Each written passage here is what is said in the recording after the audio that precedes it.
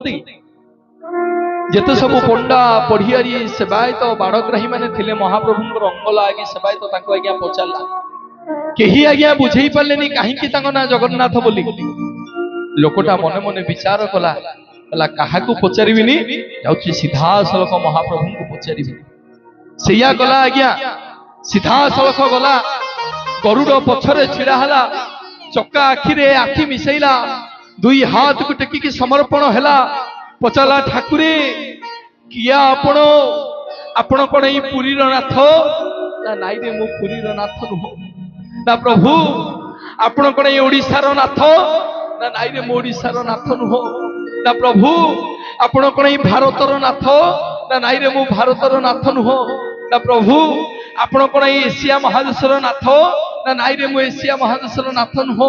ନା ପ୍ରଭୁ ଆପଣ କଣ ଏଇ ବିଶ୍ୱ ବ୍ରହ୍ମାଣ୍ଡର ନାଥ? ନା ନାଇଁରେ ମୁଁ ବିଶ୍ୱ ବ୍ରହ୍ମାଣ୍ଡର ନାଥ ନୁହଁ। ନା ପ୍ରଭୁ ଆପଣ କଣ ଏଇ ପୃଥିବୀର ନାଥ? ନା ନାଇଁରେ ମୁଁ ପୃଥିବୀର ନାଥ ନୁହଁ। ନା ପ୍ରଭୁ କିଏ ଆପଣ?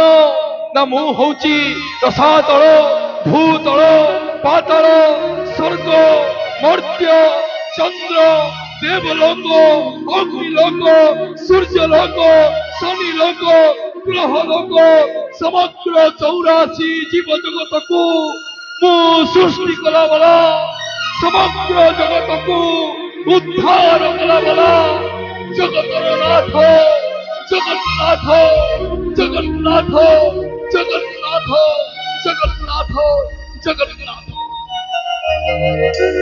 ସମଗ୍ର ବିଶ୍ୱ ବ୍ରହ୍ମାଣ୍ଡ ଓ ମହାପ୍ରଭୁ ଆଜ୍ଞା ତାଙ୍କର ଗୋଟିଏ ଲୋମର ମୂଳରେ ବାନ୍ଧି ରଖିଛନ୍ତି। ସେଇଥିପାଇଁ ଭକ୍ତ ତାଙ୍କୁ ଶ୍ରଦ୍ଧାରେ ଜଗତର ନାଥ ଜଗନ୍ନାଥ ବୋଲି ଡାକେ। ଆପଣ ପଚାରିବେ ପ୍ରମାଣ କଣ?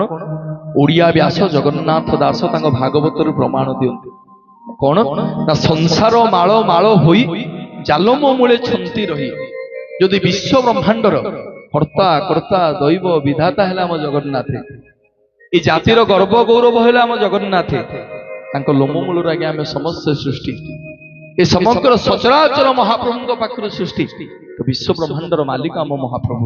ସେ ମହାପ୍ରଭୁଙ୍କ ପାଇଁ ଯେତିକି ସଂଖ୍ୟାରେ ଆପଣ ମାନେ ଛିଡା ହେଇଛନ୍ତି ବସିଛନ୍ତି, ଟିକେ ଦି ହାତ ଦେଖିବା, ସମସ୍ତେ ଟିକେ ଜୟକାର ଦେବା ମହାପ୍ରଭୁଙ୍କ ପାଇଁ। ମୋ ମାଙ୍କର ଆତ୍ମାର ସଦ୍ଗତି ପାଇଁ ସମସ୍ତେ ଦୁଇ ହାତ ଟେକିବା, ଏକାଶରରେ କହିବା ବୋଲିଏ ଜଗନ୍ନାଥ ଭଗବାନ କି, ସୁଭଦ୍ରା ମାତା କି, बलभद्र बड़ ठाकुर की, सुदर्शन महाराज की। समस्त मंगल हो आनंदे कुमार।